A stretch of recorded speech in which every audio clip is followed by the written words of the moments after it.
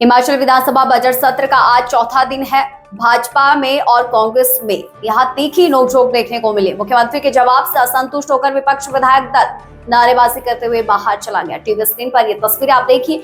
नेता प्रतिपक्ष जयराम ठाकुर का कहना है कि राज्यपाल के अभिभाषण पर चल रही चर्चा में मुख्यमंत्री ने जवाब देने की शुरुआत की, लेकिन आज मुख्यमंत्री सरकार को भी कहीं ना कहीं एनएसयूआई की छात्र राजनीति की तरह चलाने का प्रयास कर रहे हैं और मुख्यमंत्री सुबह कभी भी तथ्य पर बात नहीं करते हैं और आज भी सदन के भीतर वे झूठ पर झूठ बोल रहे हैं। लज्जाहीन होकर केवल आज भी झूठ बोलते आए हैं।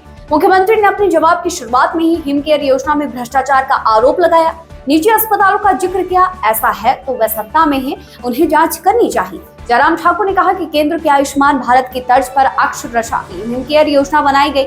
हिमाचल प्रदेश के सरकारी अस्पताल प्रदेश में मरीजों के दबाव को झेलने की स्थिति में नहीं है। ऐसे में लोगों को निजी अस्पतालों में भी हिम केयर का लाभ नहीं दिया गया, लिहाजा हिम केयर पर इस तरह के आरोप लगाना विकृत मानसिकता है। इस दौरान जयराम ठाकुर ने प्रदेश की नौकरशाही को निशाने पर लेते हुए कहा कि प्रदेश में अधिकारी एक्सटेंशन पर चल रहे हैं। प्रदेश में अधिकारियों के बीच पदों के लिए होड़ मची हुई है और झूठे आंकड़े पेश हो रहे हैं। ट्रांसफर इस सरकार में एक धंधा बन चुका है। स्वास्थ्य व्यवस्थाओं को लेकर बिलासपुर के एक बेटी ने आवाज उठाई तो उस पर भी दबाव बनाया गया। जयराम ठाकुर ने सीधा कहा है कि राज्यपाल के अभिभाषण पर मुख्यमंत्री का जवाब तथ्यों से परे था, इसीलिए आज भाजपा ने वॉकआउट किया। हर बच्चे का सपना होता है कुछ बड़ा करने का, और उनके सपनों को साकार करने के लिए चाहिए एक मजबूत नींव। करियर एकेडमी स्कूल लेकर आया है एक ऐसा मंच जहां शिक्षा और संस्कार मिलते हैं आधुनिकता के साथ। खेल, कला, संगीत और अन्य सह शैक्षणिक गतिविधियां आपके बच्चे के हर हुनर को संवारने के लिए तैयार हैं। तो आइए अपने बच्चे के भविष्य को उज्जवल बनाएं। आज ही करियर एकेडमी स्कूल से जुड़ें। अधिक जानकारी के लिए दिए गए नंबर पर संपर्क करें। महामहिम राज्यपाल महोदय जी के अभिभाषण पर चर्चा का उत्तर देने के लिए आज मुख्यमंत्री जी ने शुरुआत की और मैं इस बात को कह सकता हूं कि जिस प्रकार से वो छात्र जीवन में एनएसयूआई को चलाते थे, उसी तरह से आज वो लगभग इस हिमाचल प्रदेश को चलाना चाह रहे हैं। कुछ भी बोल दो, मुख्यमंत्री बोल रहा है, लोगों को मानना पड़ेगा, लोगों को सुनना पड़ेगा, लोगों को विश्वास करना पड़ेगा, ऐसी उनकी मानसिकता बन गई।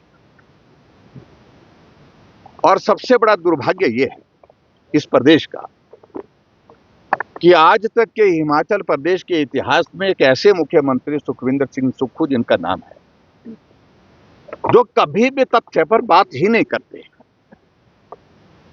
सरेआम झूठ बोलते हैं और लज्जा रहित होकर के झूठ बोलते हैं।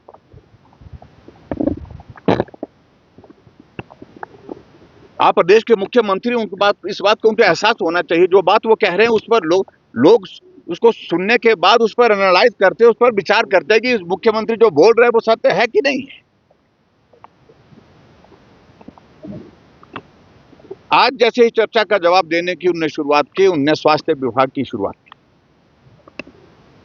और स्वास्थ्य विभाग में हिम केयर का उन्हें जिक्र किया कि इसमें बड़ा भारी, बहुत बड़ा जो है वो लूट हुई है। कहां थे आप 2 वर्षों से? आप 2 वर्ष आपको सत्ता में हुए, लूट कहां हुई?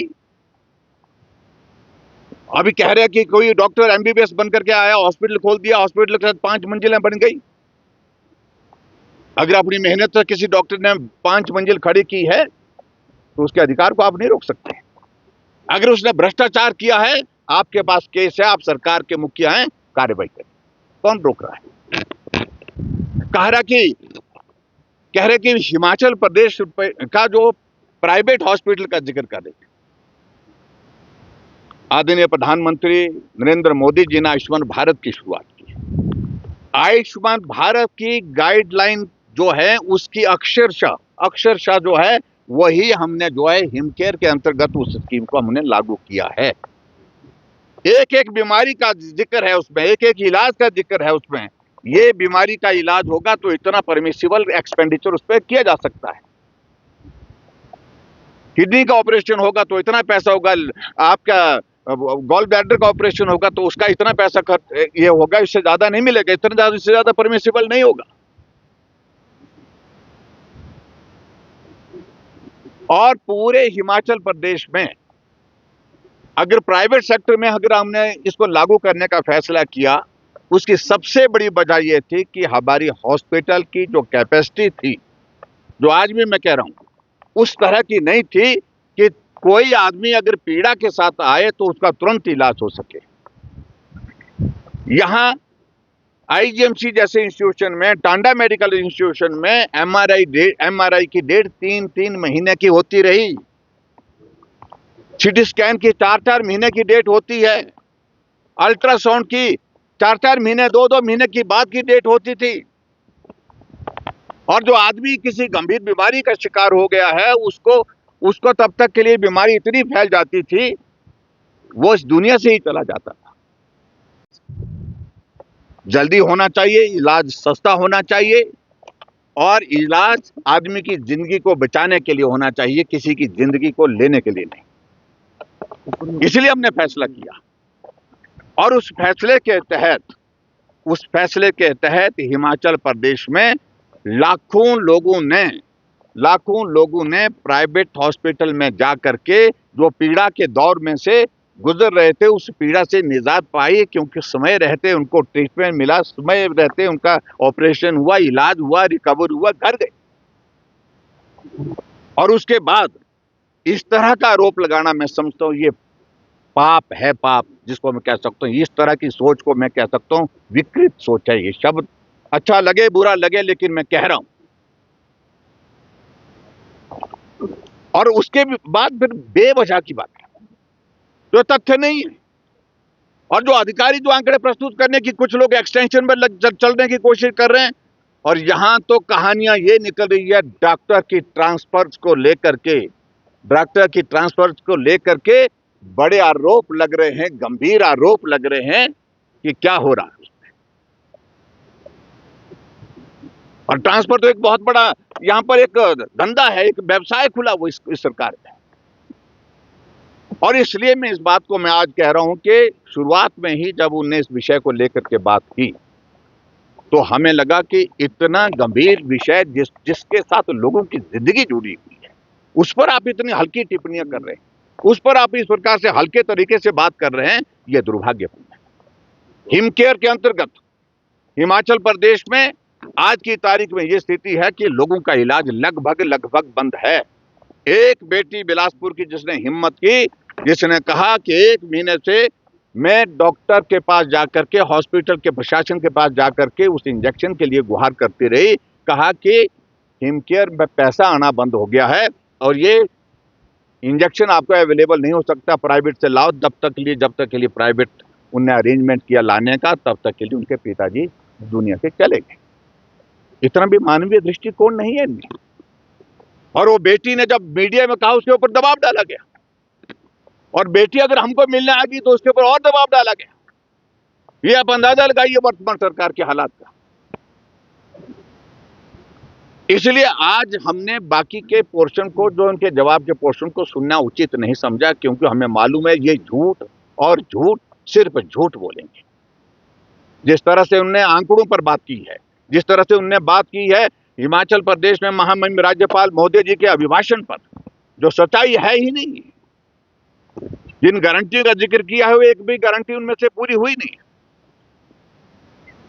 जब वो बेशर्म होकर के झूठ बोलने के लिए ऐसी स्थिति में है, तो हम बाध्य नहीं है कि हम उनकी इन सारी बातों को सुने, क्योंकि हमें मालूम है इनमें झूठ बोलना है, झूठ के सिवाय कुछ नहीं बोलना है।